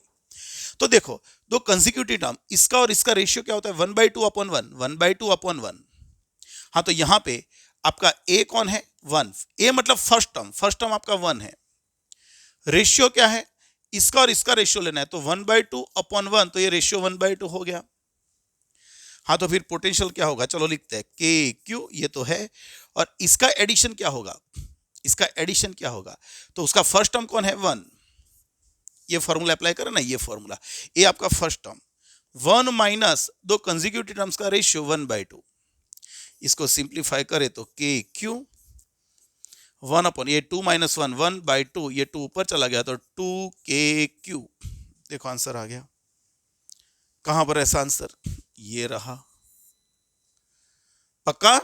तो आप ये ध्यान रखो, ये फॉर्मूले आपको क्लियर होने चाहिए, कब यूज में आ जाए पता नहीं, बरोबर है। 37 सेम क्वेश्चन, लेकिन देखो infinite charge plus q and minus q are placed along x-axis one by one at 1 meter, 2 meter, 4 meter, 8 meter, then electric potential at 0 due to these charges। भाई ये सेम माजरा है, लेकिन यहां पर ऑल्टरनेट में थोड़े चार्ज रखे, यहां पे 0 है, 1 मीटर पे मानो कि q चार्ज रखा है, तो 2 मीटर पे माइनस q चार्ज, 4 मीटर पे फिर से प्लस q चार्ज रखा, तो 8 मीटर पे माइनस q चार्ज रखा, सेम है। तो यहां पे टोटल पोटेंशियल क्या होगा, भाई इसका यहां पे पोटेंशियल के क्यू बाय 1 प्लस इसका यहां पे पोटेंशियल के माइनस क्यू बाय प्लस इसका यहां पे पोटेंशियल के क्यू बाय 4, इसका यहां पे के minus Q by dash dash dash आता रहेगा, एक प्लस आएगा, यहां पर क्या था, सब प्लस थे, यहां पर क्या है, एक प्लस एक माइनस, एक प्लस एक माइनस आएगा, तो v इज इक्वल टू सब में से के क्यू कॉमन ले लो, तो यहाँ पे 1 माइनस 1/2 प्लस 1/4 माइनस 1/8 ये होता रहेगा। यहाँ पर और कोई फर्क नहीं पड़ेगा, आपका जो फर्स्ट टर्म है वो 1 ही रहेगा, लेकिन जो रेशियो लोगे तो उसमें ये टर्म आपका -1/2 है अपॉन 1, तो आपका रेशियो -1/2 आएगा। फर्क उतना, सिर्फ रेशियो चेंज हुआ, मतलब आपका पोटेंशियल हो जाएगा के क्यू, फर्स्ट टर्म है आपका 1 ए और 1 माइनस -1/2, तो यहां पे के क्यू ये 2 ऊपर चला जाएगा 2/3, तो यहां पे 2 k/3 आंसर आ जाएगा। Clear, clear. 38 and identical droplets charge to the same potential V are combined to form a big drop, the potential of new drop will be. आगे हमने पढ़ लिया, मैं इस पे ज्यादा डिस्कस नहीं करूंगा, आगे एक एमसीक्यू आ चुका है, उसको देख लेना। अरे यहां पे स्मॉल लिख देता हूं, जब वीएस पोटेंशियल वाले एन ड्रॉप्स कंबाइंड होकर बड़ा ड्रॉप बनाएंगे तो उसकी सरफेस पे पोटेंशियल इतना होगा। 39 same question, 8 spherical drops of mercury having same radius, same charge are combined to form one big drop, the potential of bigger drop is time smaller drop. भाई बिगर क्या है, यहां पे एन कितना लेना है, इतना है ना, एन लेना है 8, तो 8 का पहले क्यूब रूट निकलेगा तो 2 और उसका स्क्वायर तो 4 हो जाएगा, तो v big is 4 times to v small. चलो 40 the spherical shell has radius r, the potential difference v is between centre to distance 3r, the electric field at center at a distance 3r from center will be। एक shell पकड़ के चलो, उसका centre O है, मान लो कि उस पे चार्ज है Q, उसकी रेडियस है R, तो आपको दिया क्या है भाई, एक पॉइंट है कहां का, उसका सेंटर का पॉइंट VO, लेकिन यहां पे पोटेंशियल कितना भाई, यहां पे पोटेंशियल उसकी सरफेस जितना होगा, क्योंकि होलोस्फीयर है तो उसके सेंटर पे पोटेंशियल कितना होगा, जितना उसकी सरफेस पे होगा, तो यहां का पोटेंशियल इतना होगा। और दूसरा कहां पूछा है भाई, यहां का पोटेंशियल है 3r डिस्टेंस पे कुछ है, यहां पर कुछ पोटेंशियल है, तो आपको v कौन दिया है भाई, v दिया है potential difference, the potential difference v is between, कौन से दो पॉइंट के बीच में पोटेंशियल डिफरेंस v है, तो एक सेंटर और एक ये, तो यहां पर pd is equal to v।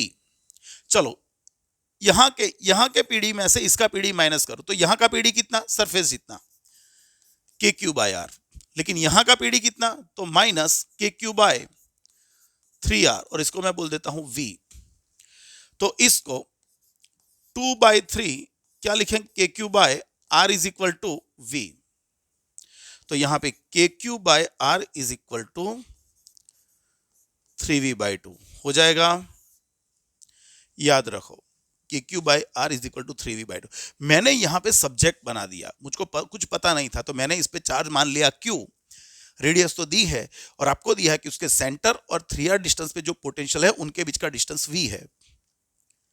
तो पीडी यहां का पोटेंशियल के क्यू बाय आर, यहां का पोटेंशियल के क्यू अपन 3r, ये दोनों का डिफरेंस v। तो मैंने सब्जेक्ट बना के के क्यू अपन आर को सब्जेक्ट बना दिया। अभी आगे मुझको यहां पे इलेक्ट्रिक फील्ड फाइंड करना है। भाई यहां का इलेक्ट्रिक फील्ड होगा के क्यू अपॉन आर स्क्वायर, मतलब 3r का स्क्वायर। तो यहां पे क्या करेंगे, के Q upon are into 1/9r, यहां पे 9r स्क्वायर होगा। हाँ, तो इसकी जगह पे क्या लिख सकते हैं,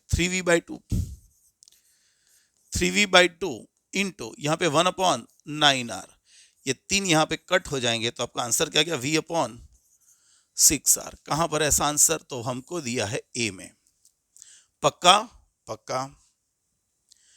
next 41, two spheres of radius 1 centimeter and 2 centimeter are given 10⁻² coulomb charge and 5 × 10⁻² coulomb charge respectively. What will be the charge on smaller sphere if they are connected with the help of conducting wire?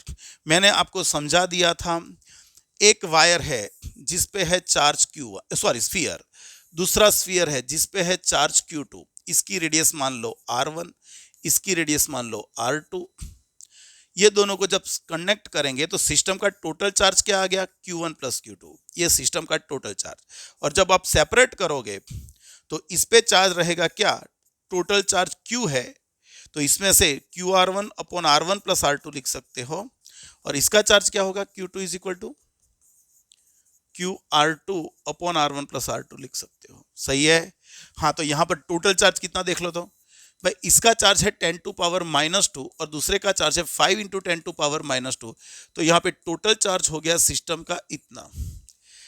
ये formula apply कर देंगे तो यहाँ पे Q1 smaller पे पूछा है, what will be the charge on smaller, smaller मतलब जिसकी रेडियस कम होगी, तो R1 = Q कितना, 6 × 10⁻²।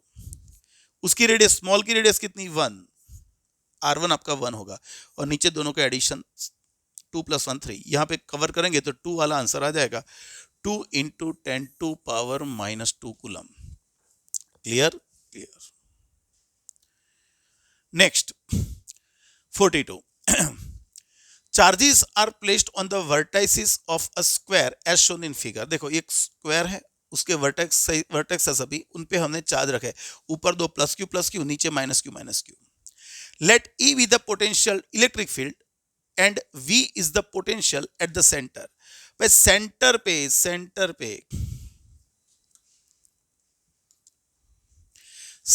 पे इसका इलेक्ट्रिक फील्ड यहां से ऐसे होगा और इसका इलेक्ट्रिक फील्ड ऐसे होगा, इसका इलेक्ट्रिक फील्ड यहां से ऐसे होगा और इसका ऐसे होगा। हाँ, पोटेंशियल तो यहां पे 0 होने वाला है, क्योंकि इसका KQ/R, इसका KQ/R, इसका माइनस 2 + 2 - तो पोटेंशियल तो 0 ही होगा। लेकिन इलेक्ट्रिक फील्ड की बात करें तो ये और ये, इनका इलेक्ट्रिक फील्ड ये डायरेक्शन में, इनका और इनका इलेक्ट्रिक फील्ड ये डायरेक्शन में, तो रिजल्टेंट इलेक्ट्रिक फील्ड आपको नीचे मिल रहा है। ये आपका रिजल्टेंट इलेक्ट्रिक फील्ड है जो आपको नीचे मिल रहा है, बराबर है। If the charges on A and B are interchanged with D and C, भाई ये जो -q है उसकी जगह पे हम +q कर दे, और जो ऊपर +q थे वहां पे माइनस कर दे, तो क्या होगा, कुछ नहीं, ये इलेक्ट्रिक फील्ड ऑपोजिट हो जाएगा, इलेक्ट्रिक फील्ड ऑपोजिट हो जाएगा, मैग्नीट्यूड सेम रहेगा लेकिन इलेक्ट्रिक फील्ड की डायरेक्शन रिवर्स हो जाएगी, ऑपोजिट हो जाएगी। हाँ, पोटेंशियल तो पहले से ही 0 था, अब भी पोटेंशियल तो 0 है, तो E वेक्टर चेंज हो रहा है, E वेक्टर चेंज हो रहा है, E वेक्टर चेंज हो रहा है, लेकिन बच्चों V remains unchanged. Clear. Next 43, पढ़ो ध्यान से, 43 क्या लिखा है, as shown in figure, charge q is placed at the center of regular hexagon. आपने यहां पे एक चार्ज रखा है q. Now what will be the work done required to be done in moving another charge from A to B? भाई work done का formula हम क्या पढ़े? Q into delta we. Delta we मतलब फाइनल पोजीशन का potential minus initial का, तो we B minus we. तो आप जब यहां पर थे, आपका सेंटर पे एक चार्ज है Q, उसका यहां पे पोटेंशियल क्या होगा? मान लो कि ये डिस्टेंस R है, तो इसका पोटेंशियल होगा यहां पे KQ बाय स्मॉल r. जब आप उसको यहां से यहां पे ले जाओगे तो यहां पर भी पोटेंशियल KQ बाय R ही हो रहा है. तो जब A से B ले जाओगे पोटेंशियल चेंज ही नहीं हो रहा है. Change of potential is zero, so the work done is zero. कहां पर है? सी 44. 1 ध्यान से सोचो. Q1 2 coulomb and -3 coulomb charges are placed at 0 0 एंड 100 मीटर. 100 0 मीटर मतलब एक्स एक्सिस पे रखा है respectively. At what point on X axis is the electric potential is zero. याद रखो, हमने लास्ट लेक्चर में कुछ पढ़ा था. यहां पर ये एक्स एक्सिस है. एक चार्ज आपने रखा है 2 कूलम पे और दूसरा चार्ज आपने रखा है -3 कूलम पे. -3 कूलम रखा है, ये Q2 है. एक मिनट, इसको मैं थोड़ा रब कर दूं, ऊपर लिखो थोड़ा. हाँ, तो Q1 चार्ज आपका कितना है? 2 कूलम और Q2 चार्ज है आपका -3 कूलम. ये दोनों के बीच का डिस्टेंस 100 मीटर होगा, क्योंकि ये 0 0 पे है, ये 100 0 मीटर पे है. आपको ये फाइंड करना है कि पोटेंशियल कहां पे जीरो होगा. भाई पोटेंशियल जीरो हो ऐसे तो कितने पॉइंट, एक पॉजिटिव है एक नेगेटिव, एक पॉजिटिव एक नेगेटिव, मतलब पोटेंशियल जीरो होने वाला पक्का है. लेकिन कहां पर पोटेंशियल जीरो होगा? तो भाई ऐसे तो बहुत सारे पॉइंट्स मिलेंगे जहां पे पोटेंशियल जीरो हो रहा है, लेकिन हमको 2 पॉइंट फाइंड करना है जो उनकी एक्सिस पे है. तो भाई एक्सिस में कहां मिलेंगे? तो जो छोटा वाला है उसके इस साइड एक इस साइड. याद रखो, तो ये आपको x पॉइंट पे मिलेगा. मतलब यहां से ये डिस्टेंस को x कंसीडर करो और एक बार ये डिस्टेंस x कंसीडर करो. इसको p पॉइंट बोल देता हूं, इसको q पॉइंट बोल देता हूं. तो फॉर p पॉइंट,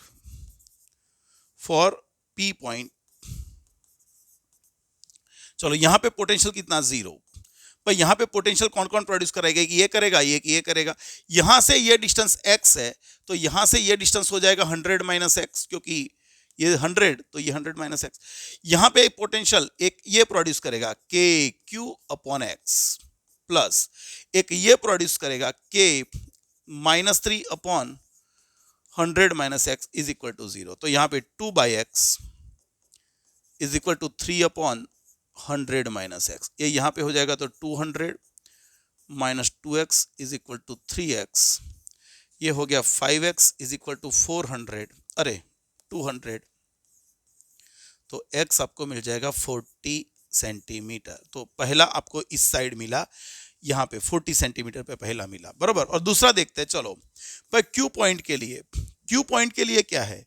ये पॉइंट यहां पर है, तो उसका यहां से डिस्टेंस होगा x, लेकिन यहां से डिस्टेंस होगा इतना 100 और ये x, मतलब टोटल 100 प्लस x. तो यहां पर इसका यहां पे पोटेंशियल कितना? KQ अपॉन x प्लस -3 का कितना? तो KQ अपॉन x प्लस 100. ये यहां पे कितना पोटेंशियल प्रोड्यूस करेगा? KQ plus 100. ये सबका सम क्या? 0. तो ये 2 अपॉन x हो गया, इसको ऑपोजिट भेज दो तो 3 अपॉन x प्लस 100 हो गया. तो यहाँ पे 2x plus 200 is equal to 3x. तो यहाँ पे हो जाएगा x इज इक्वल टू 200, लेकिन हम इसको लेंगे -200. क्यों? क्योंकि हम इसको ओरिजिन से उस साइड लिया, ओरिजिन से इस साइड आया, मतलब कोऑर्डिनेट देखने जाएंगे तो इसका +40 हो जाएगा, लेकिन इसका -200. मतलब आपका आंसर आएगा C. सही है, सही है. Next, two metallic sphere having radii A and B are placed very far from each other and are joined by conducting wire. वे दोनों को conducting wire से join कर दिया. Total charge on them is Q. Total charge दोनों पे मिलकर total charge कितना है? Q. 1. Find the charge on each sphere. भाई अभी हमने बोला ये दो चार्ज है, दो स्फीयर है, एक की रेडियस R1 एक की R2, दोनों का कंबाइंड होके चार्ज कितना है? Q. तो जब दोनों को कंबाइन रखेंगे तो इस पे चार्ज कितना, अरे छोटा ही है लेकिन वो मैं गलती से बड़ा ड्रॉ कर दिया, तो इस पे चार्ज रहेगा Q1 इज इक्वल टू क्या, के क्यू अपॉन, अरे sorry, Q R1 plus R2, और इस पे दूसरे पे चार्ज कितना, Q2 is equal to Q R2 plus R2।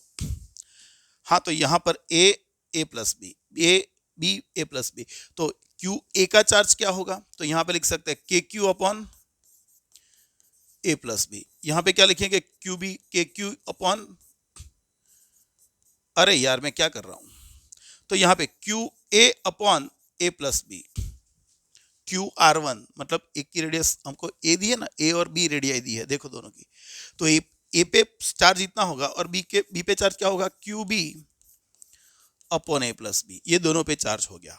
और अभी पोटेंशियल गिनना है, पोटेंशियल, भाई पोटेंशियल किसका गिनूं, ए का या बी का, किसका भी पोटेंशियल गिन लो, दोनों कांटेक्ट में है तो पोटेंशियल सेम होगा। तो चलो मैं ए का गिनता हूं, के क्यू अपॉन आर, ए का पोटेंशियल कितना, के क्यू बाय आर, के ए का चार्ज ए की रेडियस, तो क्यू बाय ए हमको बनाना, तो इस ए को मैं नीचे लाऊंगा तो देख लो ए क्या हो गया, के Q upon A plus B, के Q upon A plus B. कहां पर है ऐसा आंसर, तो आपको मिल ही जाएगा ए में, सही है, क्लियर होना चाहिए। पढ़ो ध्यान से, a spherical drop of a water has 3 into 10 to minus 10 coulomb charge residing on it. 500 volt electric potential exists on its surface. Calculate its radius.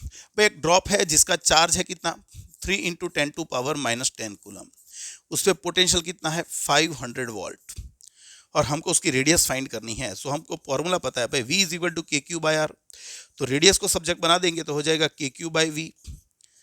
के कितना है 9 इंटू 10 टू 9, चार्ज कितना है 3 इंटू 10 टू पावर माइनस 10, और V कितना 500, ये हो गया 5.4, और जीरो में यहां पे दे दूंगा तो -3 आ जाएगा मीटर, तो यहां पे 5.4 mm, मतलब इसको लिख सकते हैं 0.54 सेंटीमीटर। आपका एक आंसर ये आया। और पोटेंशियल चाहिए, अभी क्या पूछा है, इफ 8 सच ड्रॉप्स, 8 ड्रॉप्स, कितने ड्रॉप्स कंबाइंड हो रहे हैं 8 such drops combined to form up dingle नहीं बिगर ड्रॉप, है ना, सिंगल होगा, single drop. Calculate the electric potential on the surface of new drop, भाई बड़े ड्रॉप पे potential is equal to n⁻2 times of small, ये कितना है 8 का 2/3, और यहाँ पे स्मॉल चार्ज का पोटेंशियल कितना था 500, इसका पहले क्यूब रूट निकलेगा तो 2 और 2 का स्क्वायर होगा तो 4, यहाँ पे होगा 500, तो आंसर आपको मिल ही जाएगा 2000 वोल्ट। तो आपके दो आंसर आए 0.54 और एक 2000, मतलब आपका आंसर आएगा बी। सही है बच्चों, सही है, सही है। चलो कहां तक पहुंचे, 46 तक पहुंचे हम लोग, आगे बढ़ते हैं।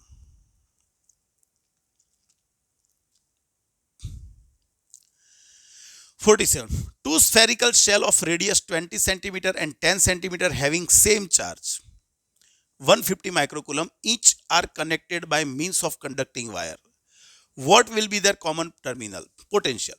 भाई हमको पता है टोटल चार्ज कितना 150 किसी एक पे, तो ऐसे दो पे चार्ज हो गया टोटल 300 माइक्रोकूलम, और हमको दोनों का कॉमन पोटेंशियल चाहिए। तो कॉमन पोटेंशियल का फॉर्मूला देखो अभी हमने पढ़ा, मैंने ये करवाया, जो दो स्फीयर एक दूसरे से कनेक्टेड है, दोनों का टोटल मिला के चार्ज Q है, तो टोटल दोनों का कॉमन पोटेंशियल क्या होगा, के क्यू अपॉन दोनों की रेडियस का एडिशन, मतलब यहां पे करेंगे, हाँ तो क्या लिख सकते हैं, V is equal to K Q upon यहां पे लिखेंगे R1 प्लस R2, ये हो गया आपका क्या 9 इंटू 10 टू पावर 9, ये 300 माइक्रोकूलम मतलब 3 into 10 to power -4, R1 plus R2 क्या हो गया 30 इंटू 10 टू पावर -2, तो यहाँ पे ये हो गया 10, ये हो जाएगा 9 इंटू -1 10, ये 10 टू पावर 6 आ जाएगा, हाँ कि नहीं, पक्का पक्का। 48 potential of point P and Q and okay ये कुछ एंड दो बार हो चुका है। Okay potential of point P and Q R, यहाँ पे आर होना चाहिए, 10 volt and minus 4 volt respectively. Work done in taking 100 electrons from P to Q, where work done is equal to Q into delta V negative. So minus कितने electrons को ले जा रहे हो 100, तो टोटल इलेक्ट्रॉन का चार्ज -100, माइनस माइनस प्लस अरे चलो एक मिनट, आपको पता चले इसीलिए ये भी कर लेते हैं। ये माइनस है 100 इलेक्ट्रॉन का चार्ज, लेकिन एक इलेक्ट्रॉन का चार्ज नेगेटिव, तो इसको मैं नेगेटिव ले लेता हूं। कहां से कहां पे ले जा रहे हो, P से Q, तो final potential minus initial potential, minus minus plus 100 हो गया। E का value 1.6 into 10 to power minus 19 और -4 -10 सही है, ये 14 हो जाएगा, मतलब यहां पे 22 वाला आंसर आएगा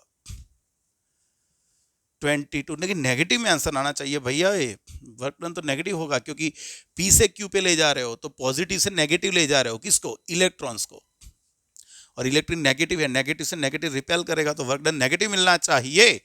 तो यहाँ पे ये 14 इंटू 2 कर दूंगा तो 22.4 हो जाएगा, इंटू -17 जूल वर्क आएगा, लेकिन इसको लिख सकते हैं 2.24 इंटू 10 टू पावर -16 जूल, लेकिन वर्क डन आपका नेगेटिव आना चाहिए, जो यहाँ पे दिख नहीं रहा है, लेकिन ये होना चाहिए, मतलब आपका आंसर यही आएगा। ध्यान रखो आपका आंसर यही आएगा। समझो P पॉजिटिव टर्मिनल पे है क्योंकि 110 वोल्ट है, Q -4 है, मतलब इलेक्ट्रॉन नेगेटिव चार्ज पजेस करता है, उसको नेगेटिव तक ले जाओगे तो रिपल्शन के अगेंस्ट आपको वर्क करना पड़ेगा, और उसके लिए वर्क नेगेटिव आएगा, बरोबर है। नेक्स्ट 49, द पोटेंशियल, अरे ये वापस आया, ये फर्स्ट या सेकंड ही गिना था शायद, बरोबर है। एक न्यूक्लियस है जिसमें Z एटॉमिक नंबर है, उसका मतलब उसमें Z प्रोटॉन्स है, एक प्रोटॉन का चार्ज प्लस ही तो Z प्रोटॉन्स का Z ही हो जाएगा, ये उस पर चार्ज हुआ तो उसकी सरफेस पे पोटेंशियल KQ/R, चलो गिन ही लेते हैं। यहाँ पे Q की जगह पे मैं Z ही रख दूँ अपॉन R, तो यहाँ पे 9 इंटू 10 टू पावर 9, ये 50, ये 1.6 इंटू 10 टू पावर -19, और रेडियस क्या लेंगे 9 इंटू 10 टू पावर -15, तो यहाँ पे हो जाएगा 80 इंटू, जो भी हो रहा है होने दो भाई, क्या हो रहा है 4 5, मतलब 8 इंटू 10 टू पावर 6, ये आपका आंसर डी सेट हो ही जाएगा। सही है। Next 50, 20 joule work has to be done to move an electric charge of 4 coulomb from point where potential is 10 volt to another point where potential is V, find the value of V। भाई work done का formula क्या लिखा था, -Q into V2 -V1। Work done कितना करना पड़ा आपको 20 joule, लेकिन उतना करना पड़ा मतलब नेगेटिव लेंगे, माइनस कितने चार्ज को 4 कूलम, V2 फाइंड करना है, इनिशियल वोल्टेज 10 था, ये हो जाएगा 5 इज इक्वल टू V2 -10, तो V2 आपको क्या मिलेगा 15 वोल्ट। कहां पर है ऐसा आंसर, तो ये आपको मिल जाएगा D। 51, 8 charges each of magnitude Q are placed at the vertices of cube in vacuum, each electric potential at the center of the system। अरे ये वापस रिपीट हुआ यार, यहाँ पे लेकिन कुछ गलती है, यहाँ पे 4 आने चाहिए, ये भी हमने कर दिया, समझो ये भी आगे आ गया, रिपीट ही हो रहा है। हर एक वर्टेक्स पे Q चार्ज है, इसकी साइड की लेंथ क्या है A, तो ये डायगोनल हुआ √2a का, तो ये डायगोनल हुआ √3a का, तो सेंटर से डिस्टेंस होगा हाफ, सेंटर से डिस्टेंस क्या होगा R is equal to √3a/2। एक चार्ज का सेंटर पे पोटेंशियल होगा V, क्या लिखेंगे KQ/R, लेकिन ऐसे कितने चार्जेस है 8 चार्जेस है, तो 8 K की जगह पे 1/4 पाई एप्सिलॉन नॉट Q, और R की जगह पे √3a/2, सही है ना, नहीं ये आंसर, ये कुछ गलत है, ये भी गलत है, ये 2 नहीं लिखोगे तो चलेगा, लेकिन ये ऊपर आ जाएगा तो ये हो जाएगा 4Q/√3 पाई एप्सिलॉन 0a, ये आंसर आना चाहिए। ये आंसर आना चाहिए। हाँ, यहाँ पे थोड़ी गलती हो चुकी है, ये जो √3 है ना वो पूरे का नहीं होगा, ये सिर्फ √3 पाई एप्सिलॉन 0 a होगा। यहाँ प्रिंटिंग मिस्टेक है, इसको मान लेना, बरोबर है। Next 52, consider 3 concentric shells of metal A, B and C are having radii A, B, C respectively as shown in figure. A सबसे छोटा है, उससे B बड़ा, C उससे बड़ा। Their surface charge densities are sigma, minus sigma and sigma respectively. Calculate the electric potential on the surface of shell A. भाई देखो, हमको क्या करना है, हमको यहाँ पे पोटेंशियल फाइंड करना है ए की सरफेस पे। ए की रेडियस है स्मॉल ए, बी की रेडियस है स्मॉल बी और सी की रेडियस है स्मॉल सी। अभी ए वाला भाई यहाँ पे चार्जेस कितने हैं, चार्जेस कितने, 3 चार्ज है। कैपिटल ए वाला जो स्फीयर है उस पे चार्ज है, उसकी डेंसिटी है सिग्मा। बी है लेकिन उस पे माइनस सिग्मा है, और सी पे भी चार्ज है, उस पे प्लस सिग्मा है। 3 चार्ज है, तो ए पॉइंट पे टोटल पोटेंशियल 3 चार्ज प्रोड्यूस करेंगे। कौन कौन, ए खुद, ए के ऊपर बी के कारण और ए के ऊपर सी के कारण, ये तीनों इलेक्ट्रिक पोटेंशियल प्रोड्यूस करेंगे। और अभी हमको पता है कि ये, चलो सबसे पहले ए पॉइंट के लिए, ए पॉइंट, ए जो स्फीयर है उसके लिए कहां का पॉइंट, सरफेस का पॉइंट। तो हमने पढ़ा था कि भाई इनर पॉइंट है, आर लेस देन और आर इक्वल टू के लिए पोटेंशियल का फॉर्मूला मैंने लिखाया था एप्सिलॉन 0 इंटू क्या लिखेंगे, आर। लिखाया था फॉर्मूला, क्या लिखाया था, ये फॉर्मूला आपको पता होना चाहिए। ओके, तो ए पे सरफेस है, तो सरफेस का ही पॉइंट है सिग्मा अपॉन एप्सिलॉन 0 इंटू इसकी रेडियस कितनी, ए, यहां पे देखेंगे, plus minus sigma upon epsilon 0 into B, प्लस इसकी बात करेंगे तो sigma upon epsilon 0 into C. तो sigma upon epsilon 0 A minus B plus C. तो ये आपका आंसर बन गया। कहां पर ऐसा आंसर, ये सी में हो गया, पक्का। नेक्स्ट पढ़ो ध्यान से। 2 concentric shells A and B having radii 30 centimeter and 5 centimeter are electrified. If charge on external shell has 0.3 microcoulomb, so PD on external shell will be, अरे लेकिन इनर पे कुछ नहीं बोला है क्या, इनर पे कुछ नहीं बोला है, तो इनर तो बिल्कुल कुछ गलती नहीं लग रही है इसमें। चलो देख लेते हैं, यहां पे कुछ देख लेते हैं। भाई हमारे पास 2 स्फीयर है, जो इनर स्फीयर है उसकी रेडियस है 5 सेंटीमीटर और जो आउटर स्फीयर है उसकी रेडियस है 30 सेंटीमीटर। एक्सटर्नल शेल पे चार्ज दिया है 0.3 माइक्रोकूलम, मतलब ये हो गया 3 इंटू 10⁻⁵ कूलम, -7 आएगा, -7 आएगा, 10⁻⁷ कूलम। तो हमको फाइंड करते हैं, if charge on the external shell has 0.3 microcoulomb, so PD on external shell will be. यहाँ पे कुछ गलती हो रही है यार, पीडी मतलब ये दोनों के बीच का पीडी होनी चाहिए। चलो देख लेते हैं, एक minute. So V is equal to, मैं यहाँ पे क्या रख दूं, KQ/R। K की वैल्यू लिख लो 9 इंटू 10⁻⁹, इस पे चार्ज है 3 इंटू 10⁻⁻7, और R कौन है, R कौन है 30 सेंटीमीटर, जो बड़ा वाला स्फीयर है आउटर वाला, तो उसका 0.3 ले लेंगे, तो यहाँ पे हो जाएगा 9, ये 10 और यहाँ पे 10⁻³ वोल्ट आ जाएगा। सही है, ओके, ऐसा आंसर दिया है। एक काम करते हैं, जो इनर है ना उसको अर्थिंग कर देते हैं, इनर जो है उसका अर्थिंग कर देते हैं। क्या कर देते हैं, अर्थिंग। भाई अर्थिंग है तो इसका वोल्टेज 0 हो जाएगा, याद रखो। हमने जो इनर शेल है उसको अर्थ कर दिया, मतलब उसका पोटेंशियल 0, इसका पोटेंशियल हमने ये फाइंड किया, तो दोनों के बीच का पोटेंशियल डिफरेंस क्या हो गया, जो बिग ड्रॉप पे, बिग शेल पे जो होगा वही। क्लियर, हमने सेट कर दिया थोड़ा। 54, which of the following graph represent the variation in electric potential with distance starting from the center of a uniformly charged spherical shell of radius r। भाई हमने क्या पढ़ा था, स्फेरिकल शेल के अंदर का कोई भी पोटेंशियल है वो उसकी सरफेस के जितना ही होगा, मतलब सेंटर से लेके जब तक सरफेस तक नहीं आओगे पोटेंशियल कांस्टेंट, और सरफेस के बाहर जाओगे तो V प्रोपोर्शनल टू 1/r हो जाएगा।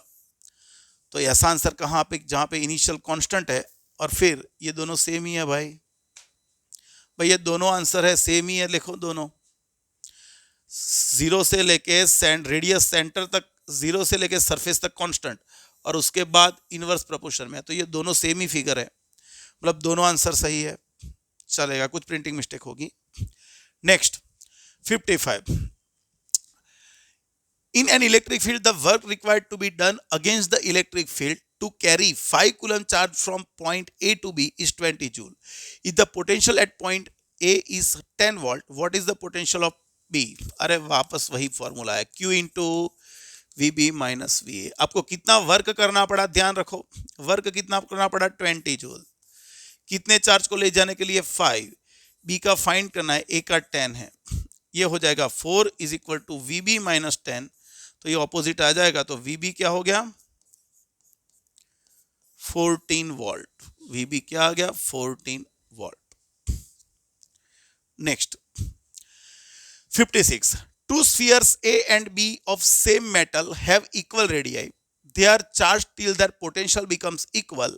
If A is hollow and B is solid, then अरे उससे कोई फर्क नहीं पड़ता, K Q by R। दोनों की रेडियाई सेम है, दोनों पे पोटेंशियल इक्वल है, तो भी दोनों पे चार्ज भी सेम होगा, तो both have equal non zero charges, याद हुआ।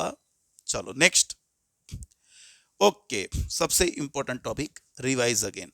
तो हमने कितने एमसीक्यू करें, 56 एमसीक्यू करें सिर्फ दो टॉपिक के, potential of point charge, potential of electric dipole, potential of hollow sphere, और आगे का जो इंट्रोडक्शन था उसकी कॉन्सेप्ट लेके हमने ये गिने। तो सभी क्वेश्चन फिर से एक बार रिपीट करो, गुड सेट में आपके मार्क्स आने ही चाहिए, बरोबर है, ऐसे ही क्वेश्चन आएंगे, हार्ड नहीं आएंगे। हाँ, इससे हार्ड मैं लेके आऊंगा जेडबल नीट के सेशन के लिए, जेडबल के लिए बहुत हार्ड होंगे, नीट्स में इससे थोड़ा 1-2 लेवल हाई होगा, बरोबर है। तो मिलते हैं नेक्स्ट लेक्चर में, तब तक के लिए पढ़ते रहना, मेहनत करते रहना, चलो।